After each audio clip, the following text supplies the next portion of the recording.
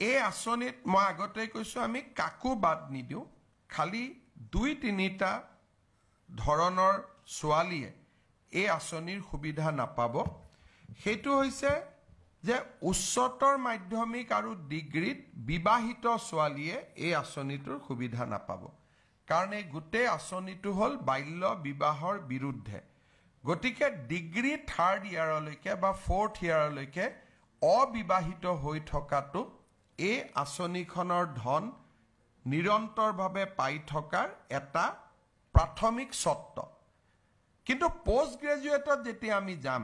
তেতিয়া আৰু আমি বিয়াৰ কথাটো আনা নাই অবভিয়াছলি ছোৱালী পোষ্ট গ্ৰেজুৱেটত গ'লে বিয়া হ'বও লাগে আৰু আমিও বিচাৰোঁ যে এটা নিৰ্দিষ্ট সময়ত তেওঁলোক বিবাহিত হওক দ্বিতীয়তে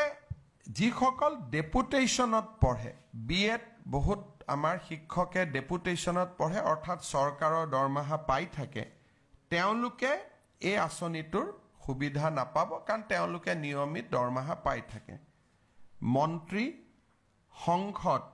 আৰু বিধানসভাৰ সদস্যসকলৰ সন্তান এই আঁচনিৰ বাবে যোগ্য বুলি বিবেচিত নহব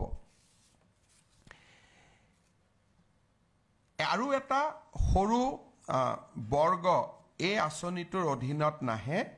সেইটো হ'ল যিসকলে হায়াৰ ছেকেণ্ডাৰীত ফাৰ্ষ্ট ডিভিজন পোৱাৰ কাৰণে স্কুটি এখন পাব কাৰণ স্কুটি আমি 60,000 টকা দিয়েই দিওঁ গতিকে তেওঁলোকক আৰু এই আঁচনিৰ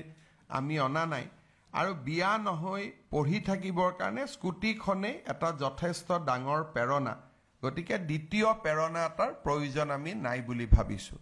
গতিকে হায়াৰ ছেকেণ্ডাৰীত যিসকলে স্কুটি পাব তেওঁলোকো এই আঁচনিটোৰ অধীনত নাহে কিন্তু এই বছৰ আমি নৱেম্বৰ মাহৰ ভিতৰতে সকলোকে স্কুটি আমি দি দিম যাতে আজি তেওঁলোকো আমাৰ মাজত আছে তেওঁলোকে ভাবিব যে স্কুটিখন আমি কেতিয়া পাম আমি নৱেম্বৰৰ 30 তাৰিখৰ আগতে আমি স্কুটিখন দিয়াৰ ব্যৱস্থা কৰিম